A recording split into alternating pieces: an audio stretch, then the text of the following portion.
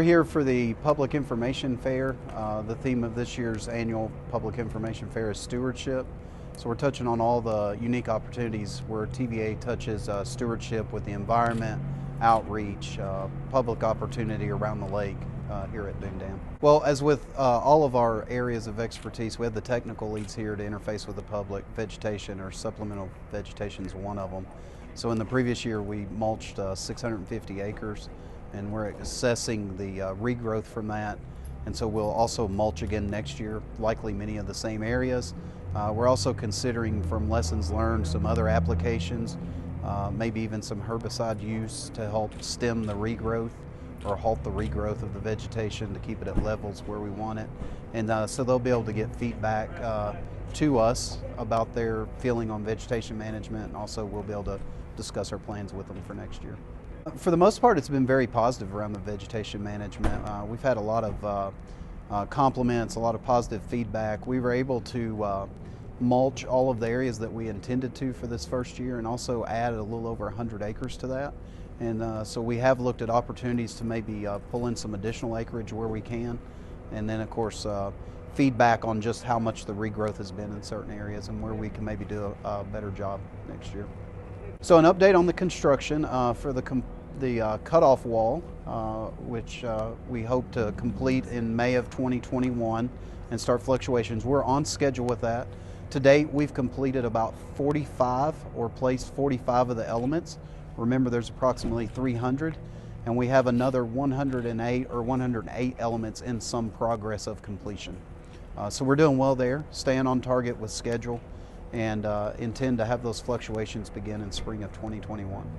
So at this point, we'll continue to do production along the cutoff wall elements, and we anticipate completing those in early 2021, and then that would lead to the fluctuations. And so the fluctuations will allow us to test the instrumentation that we put in around the dam and get readings and data back on that before we turn it over to normal operations in 2022.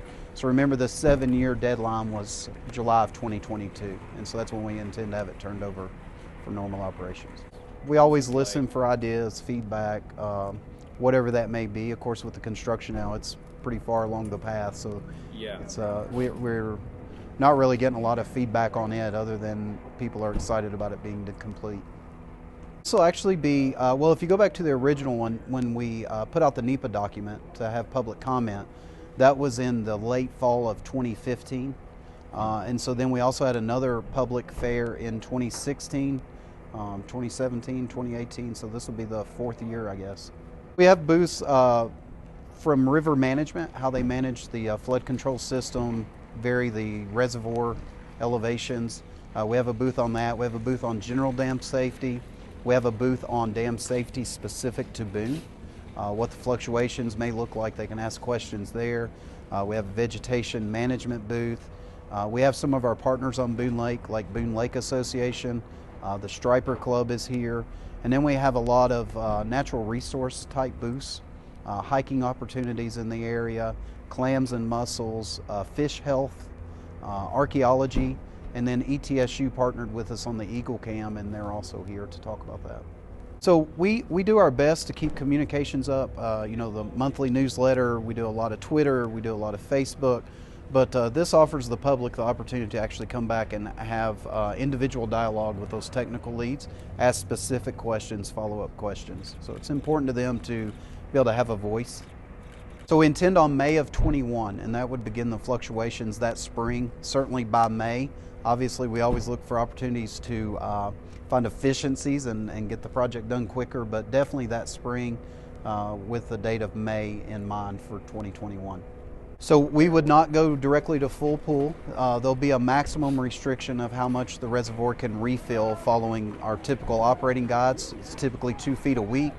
And you'll likely see us hold the water levels at winter pool, certain other elevations so we can gather data from the instruments, and then hopefully eventually summer pool, if not in 2021, obviously by 2022.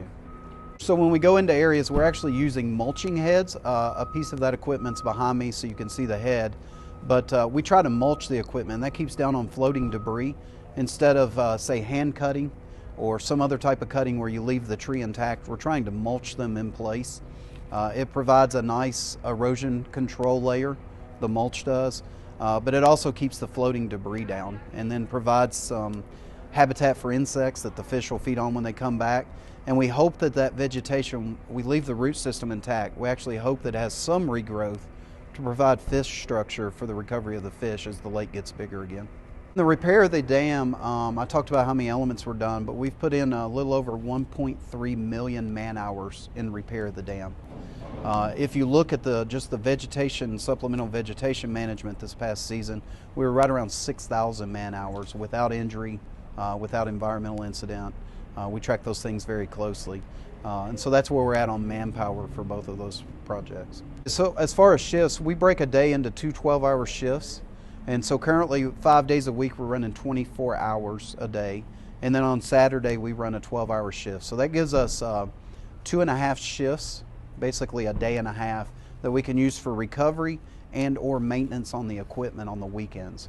Obviously when you're running equipment around the clock, you need time to actually make sure you're maintaining that, and plus give the workers a little bit of a break, to recover. So the budget that we gave the public, the approximately $450 million, that included some contingency funds, what ifs we had planned out. We have not run into any surprises in construction of the cutoff wall to date. So the contingency funds notwithstanding, we're right on budget of what we thought we would spend. So we'll be at budget or slightly below if you pull out our contingency funds. Gotcha. Sure, so we obviously have the website where they can send in emails. With the Boone Dam Repair Coalition, we have a group that meets routinely throughout the year that includes BLA, BDRC, and TWRA, as well as ourselves. And so we meet with them a couple of times a year. We have another meeting in mind for when we start back for the next growing season to sit down and talk with them. But we stay in contact with them.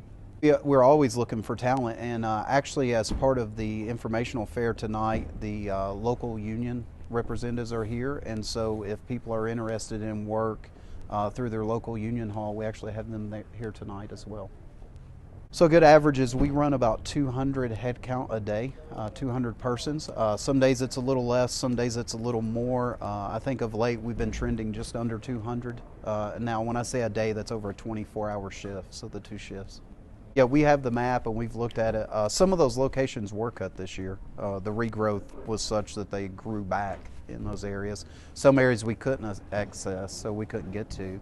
If it's very steep, very rocky, we can't get the mechanical means in there. Again, we're considering maybe using some herbicide in some of those hard to reach areas that would help us control the vegetation. So that's something we're looking at for next year. But we have the maps, we've looked at them. Typically around the 1st of February. I think this past year we actually got a start in January, so it really depends on the weather.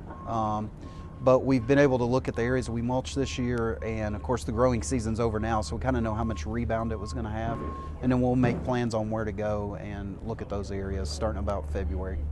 Probably more the herbicide. So the tracked equipment behind me is about as low a ground pressure as we can get to be able to get into those areas, so we can't get a whole lot smaller than that.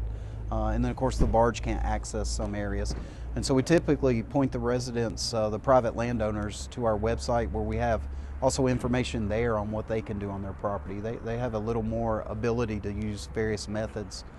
They can do things like cut. They can also use herbicides as long as they follow the recommended labels, and they can also do some burning on their own land if they need to. We're trying to supplement and help the private landowners, but anytime a community rallies together and TVA is able to work with the private residents in the communities, we're just stronger. So they know their land, they know their areas, they know if they want it cut or not cut, so absolutely we encourage them to. Primary means of vegetation management up to this point, so it's a forestry or mulching head on a skid steer. The skid steer is very low ground pressure, so it's able to get onto soft sediments, and it's one of the few pieces of equipment that we used this year. We used multiple heads and then 2 primary skid steers, but also some other equipment. Barges for access. Some areas we were able to access by land, which was good. We're doing a lot of fish studies on the lake right now. Typically TVA will do juvenile fish studies every 2 to 3 years. We're doing it multiple times a year at Boone to track the health of the fish now, and we'll continue to do so after the reservoir comes up. Actually, they've remained very strong. If you're looking at it not from a TVA biologist perspective, but a fisherman's perspective, the fishing has been exceptional on Boone Lake the last few years because the body of water got smaller, but the number of fish stayed the same.